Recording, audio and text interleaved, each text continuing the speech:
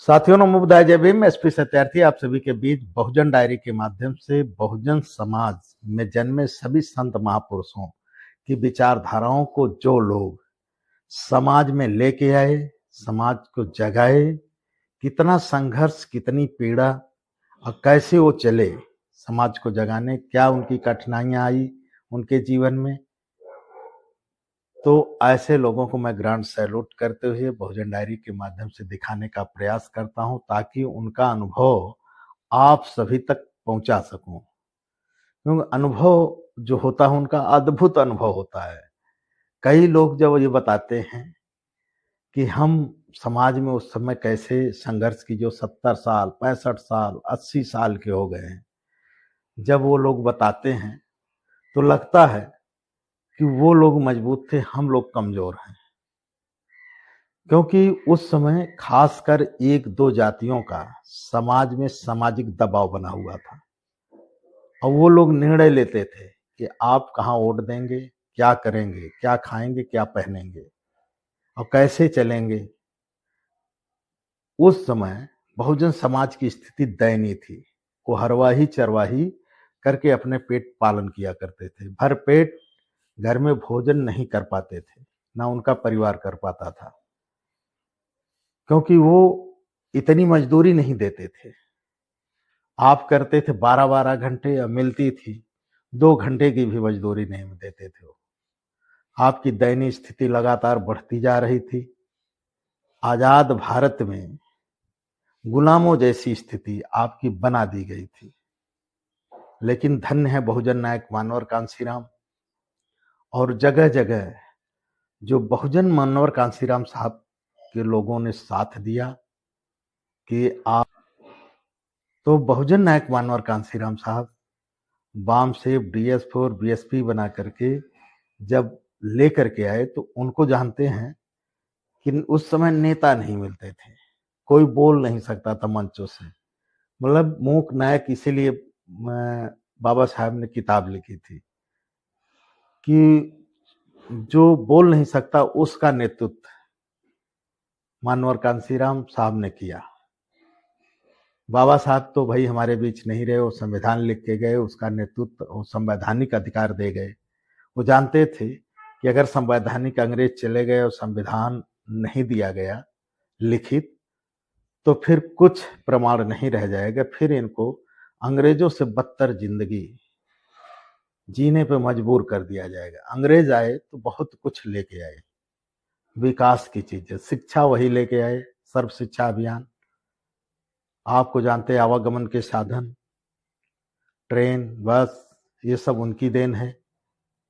और भी कई ऐसी चीजें हैं विकास की, बिजली व्यवस्था, कंप्यूटर, ये उन्हीं की देन है।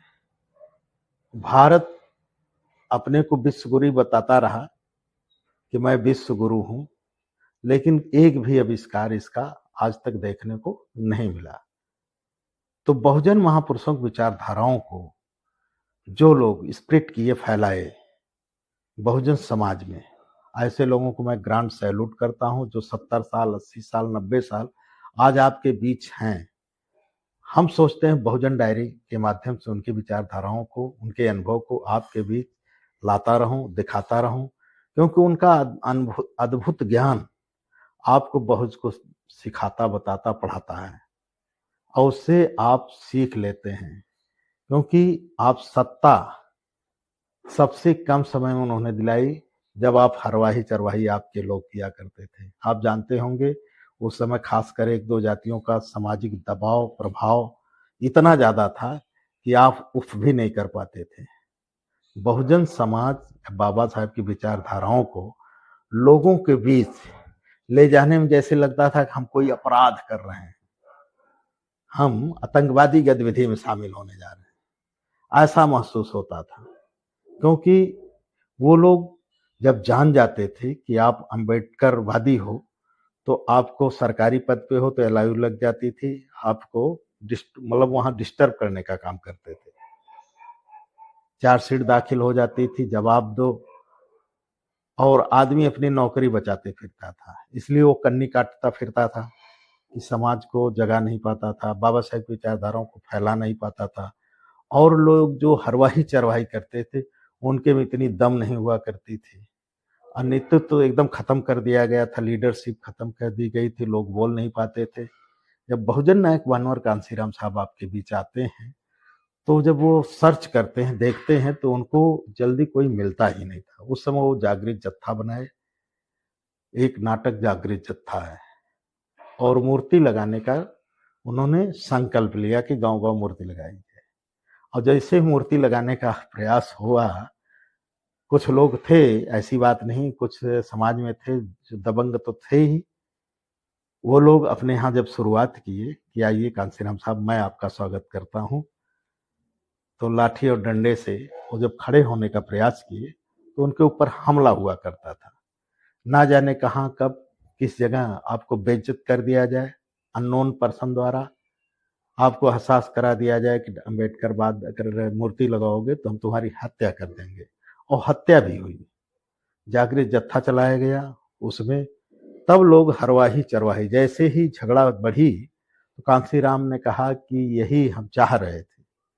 कुछ लोगों ने सोचा बाबा साहेब मानवर कांसीराम को गलत तरीके से, उन्हीं का अखबार, उन्हीं का न्यूज, उन्हीं के चैनल सब हुआ करता, उस पर छापते थे कांसीराम नहीं चाहते, खुद झगड़ा लगा रहे।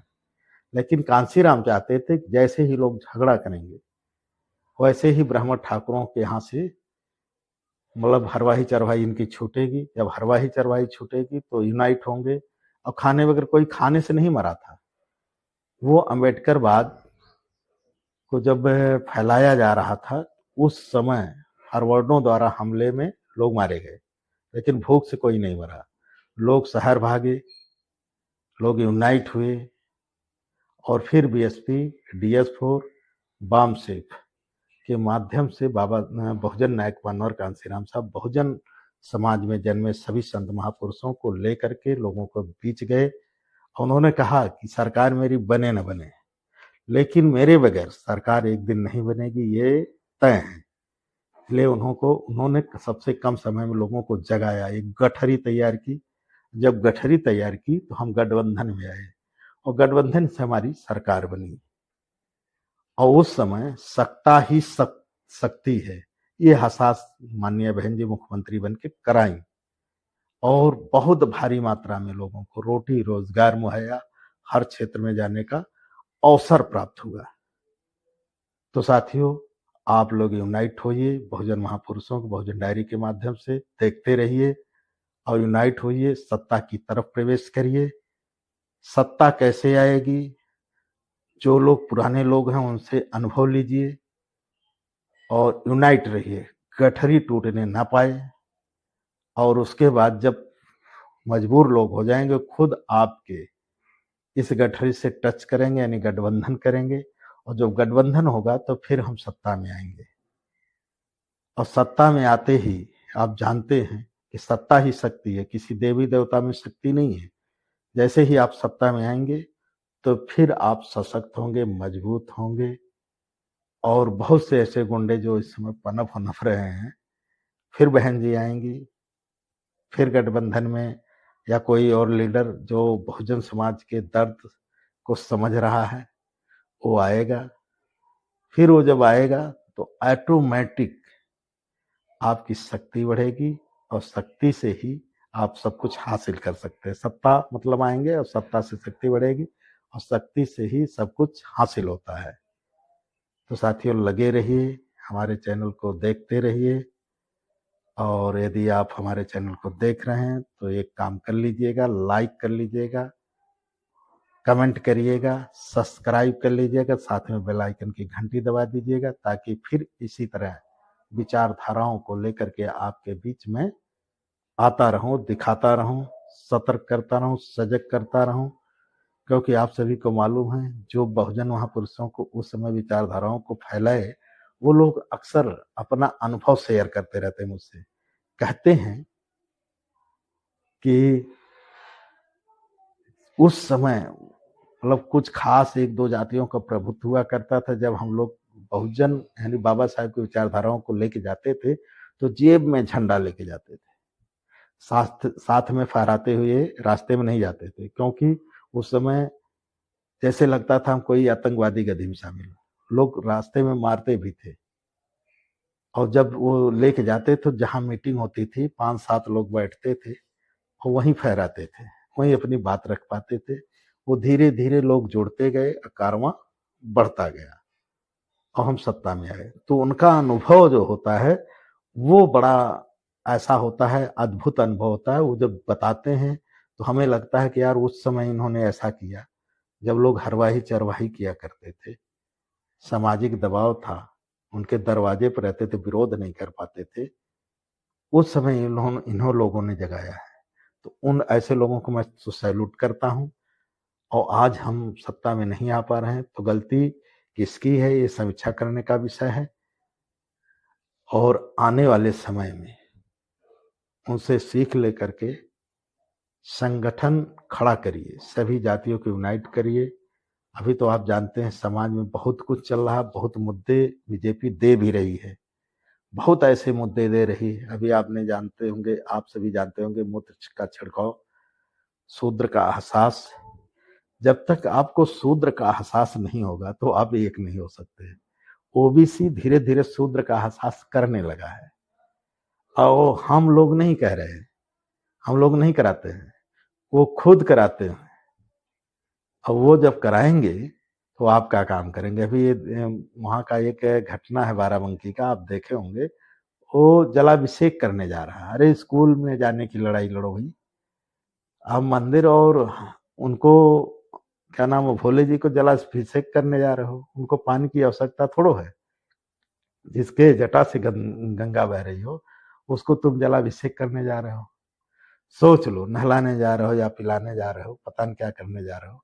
ये मूर्खता है। आप एससी और बाबा साहब की औलाद होकर के, ललित सिंह यादव की औलाद होकर के, पेरियार सिंह माने पाल समाज में जन्मे पेरियार सिंह की औलाद होकर के, और कुर्मी राजा छत्रपति साहू जी की औलाद होकर के, सम्राट अशोक मौर्य की औलाद होकर के, और ऐसे औलाद होकर के यदि आप ऐसे महापुरुषों के कदमों पे नहीं चल सकते तो आपका धिक्कार है। बहुजन समाज में, बहुजन समाज का कर्ज आप नहीं उतार सकते हैं। Doctor B R. अम्बेडकर की औलाद होकर के, आप दीना भाना वाल्मीकि की औलाद होकर के, आप कई ऐसे महापुरुष हैं हर समाज, हर जात में, जिन्होंने बाबा साहब को समझा। ज्योतिबा फुले माली समाज की औलाद होकर के। आप अगर नहीं समझ पा रहे हैं तो आपका जीना धिक्कार है। तो साथियों, आप हमारी चैनल देख रहे हैं तो मैं फिर कहूंगा लाइक। नमो बुद्धाय, जय भीम, संविधान जिंदाबाद।